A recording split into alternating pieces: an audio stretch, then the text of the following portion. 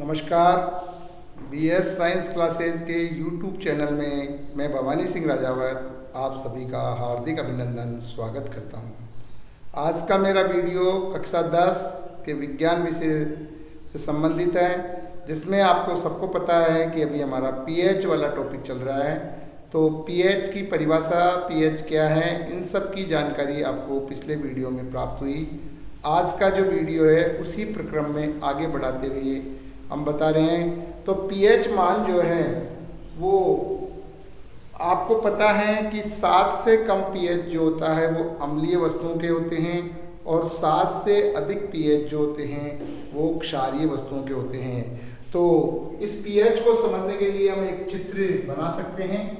उस चित्र की सहायता से भी हम इस पीएच को आसानी से समझ सकते हैं। देखिए भैयाओं,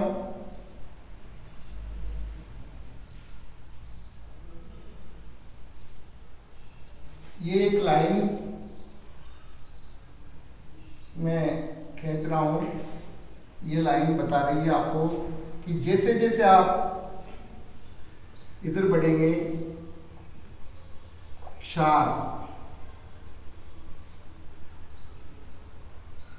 की मात्रा, ये क्षार की मात्रा को बता रहा है, दोनों तरफ ये क्षार की मात्रा है, और ये बता रहा है आपको अम्ल की मात्रा। ये आपको अम्ल की मात्रा के बारे में बता रहा है। ये तो बता रहा था आपको क्षार की मात्रा के बारे में, और ये बता रहा है आपको अम्ल की मात्रा के बारे में। अब यदि हम इनके बीच में सेंटर पे जाएं तो लगभग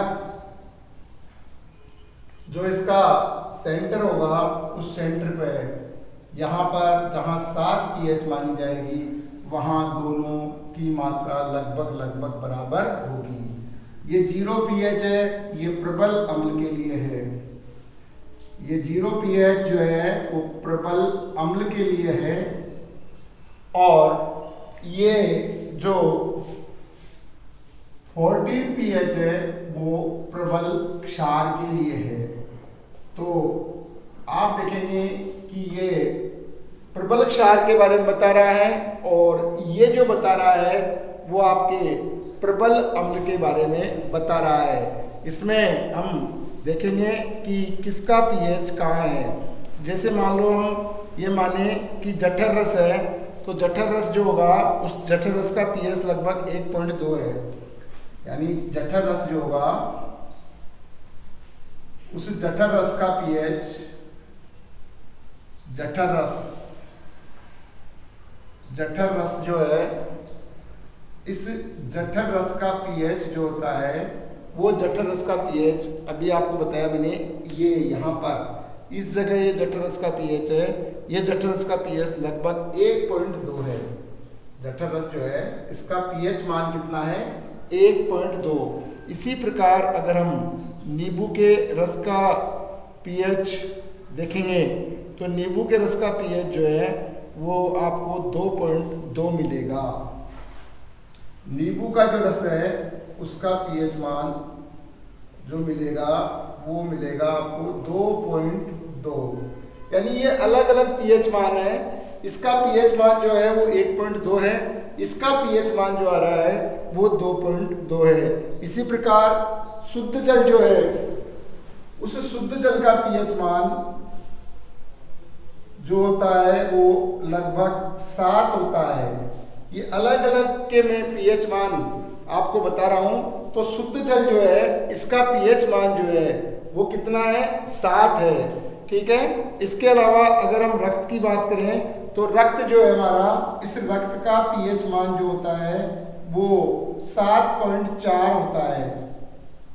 रक्त का पीएच मान जो होता है वो हमारा वो कितना होता है? वो होता है हमारा 7.4। इस प्रकार से अगर हम मिल्क ऑफ मैग्नीशिया देखें, मिल्क ऑफ मैग्नीशिया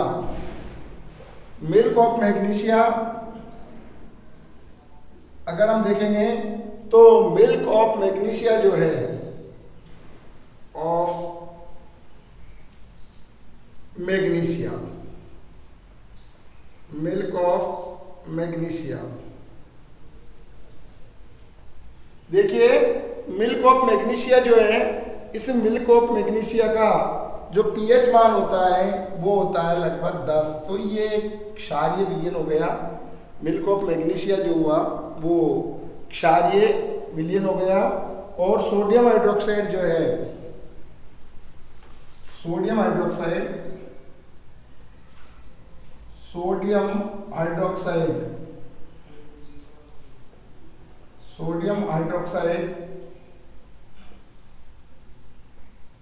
इसका पीएच मान लगभग 14 होता है। अगर हम प्रबल अम्ल की बात करें तो जो हमारे सांद्र HCl होगा या सांद्र हाइड्रोक्लोरिक अम्ल होगा, उसका पीएच मान 0 होगा। हाइड्रोक्लोरिक अम्ल उसका पीएच मान 0 होगा।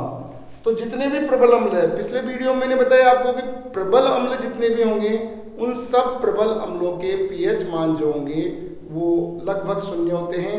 और प्रबल क्षार जो है, जैसे सोडियम हाइड्रोक्साइड है, हम पोटेशियम हाइड्रोक्साइड की बात कर सकते हैं, उसका भी पीएच मान लगभग 14 होता है। पोटेशियम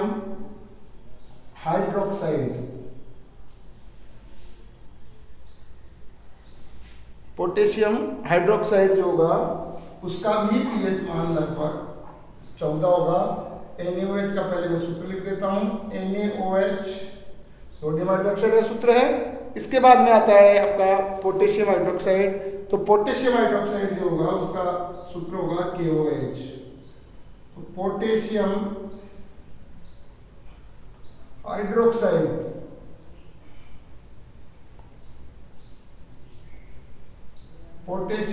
हाइड्रोक्साइड इसका भी पीएच मान जो होता है वो 14 होता है।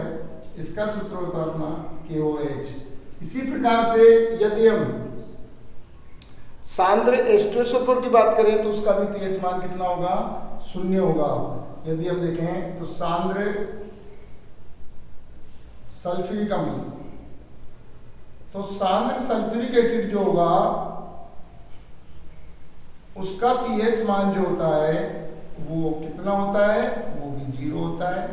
तो सांद्र सल्फ्यूरिक एसिड जो है उसका पीएच मान कितना हुआ? 0 हुआ। तो सांद्र H2SO4 ले लो, सांद्र HNO3 ले लो, सांद्र HCl ले लो, इन सब के पीएच मान 0 होते हैं। अगर हम बात करें सांद्र HNO3 की तो उसका पीएच मान जो होगा सांद्र हाइड्रोक्लोरिक अम्ल, सांद्र हाइड्रोक्लोरिक अम्ल, तो इसका पीएच मान जो होगा वो 0 होगा। इस प्रकार प्रबल अम्ल और प्रबल क्षार की बात करें हम तो प्रबल अम्ल का पीएच मान हमेशा 0 होगा और प्रबल क्षार जो होंगे उनका पीएच मान जो होगा वो 14 होगा।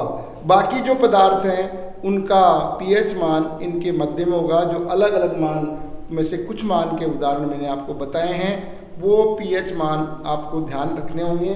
इसमें ये याद रखो कि उदासीन बिंदु जो होता है वो 7 पे होता है, इसलिए शुद्ध जल जो होता है, आसूत जल जिसको बोलते हैं हम, उस आसूत जल का पीएच मान हमेशा 7 प्राप्त होगा, क्योंकि केवल आसूत जल ही ऐसा पदार्थ है जिसका पीएच मान 7 होता है।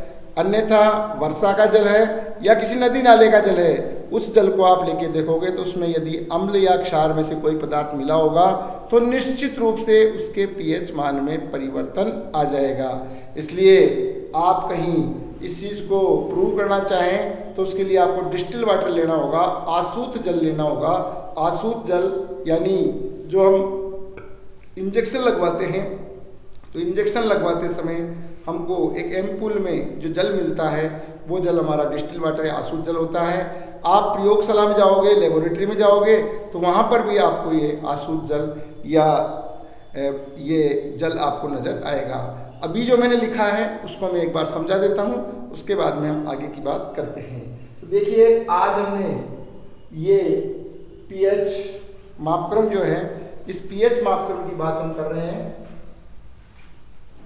ये पीएच भाग 2 में आज हम पीएच पैमाना, क्योंकि इसके बारे में हमने पहले पढ़ लिया था, इसको भी हम चेंज कर सकते हैं। पीएच पैमाना भाग 2 है। तो ये पीएच पैमाना जो है, पीएच स्केल जिसको बोलते हैं हम अंग्रेजी में, उसकी बात आज हम कर रहे थे। तो ये पीएच स्केल का एक जो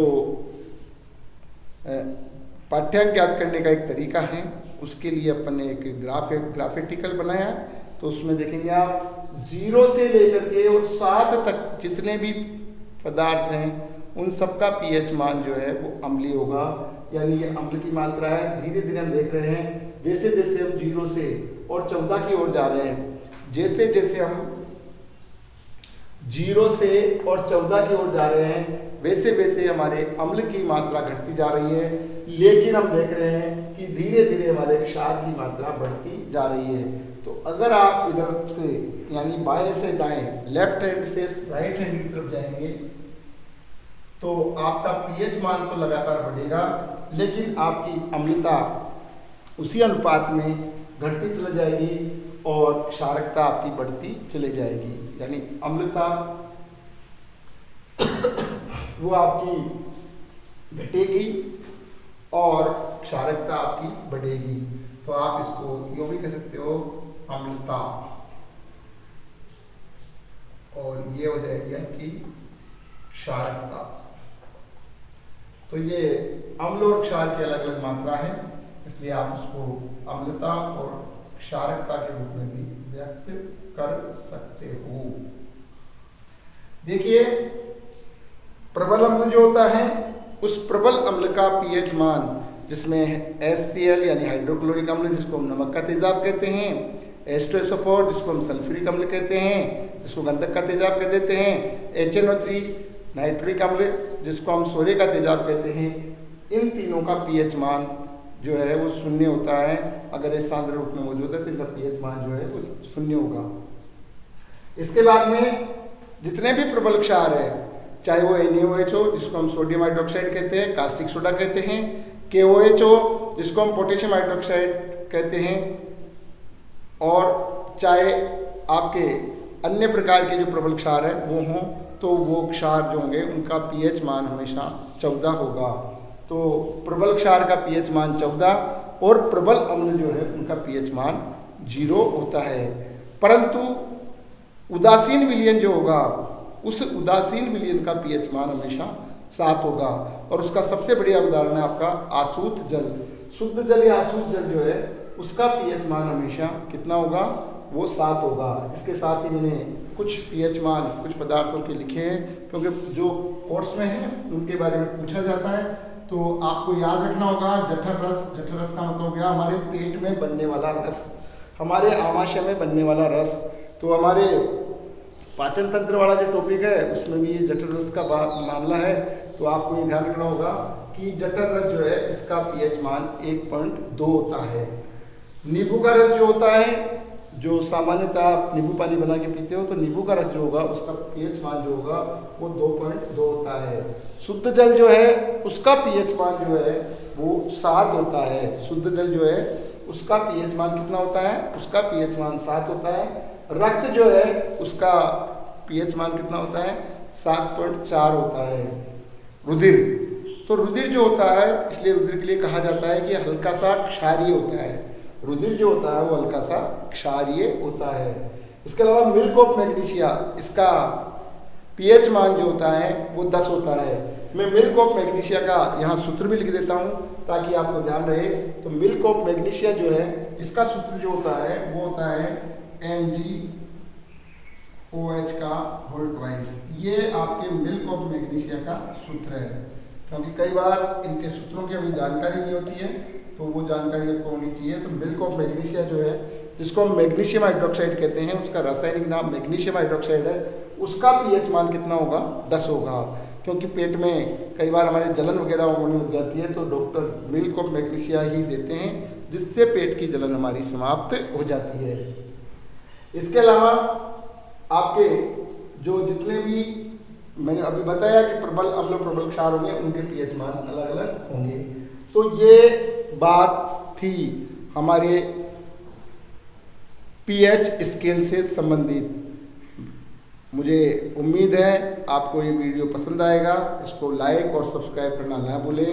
मेरे चैनल का नाम है BS साइंस क्लासेस, जिसमें मोबाइल नंबर पे आप जाएंगे कोई समस्या समाधान के लिए तो वो है 96 80 73 30 41 या 97 85 0 80 669, ये मोबाइल नंबर है। आगे के वीडियो प्राप्त करने के लिए आप BS साइंस क्लासेस के YouTube चैनल को लाइक और सब्सक्राइब कीजिए। अगर आप इसको लगातार देखते रहेंगे तो मुझे पूरी उम्मीद है कि आपके बोर्ड एग्ज़ाम में निश्चित रूप से 100 में से 100 ही अंक प्राप्त होंगे। आप सभी का अच्छा परिणाम आए, इसी उम्मीद के साथ जय हिंद, जय भारत।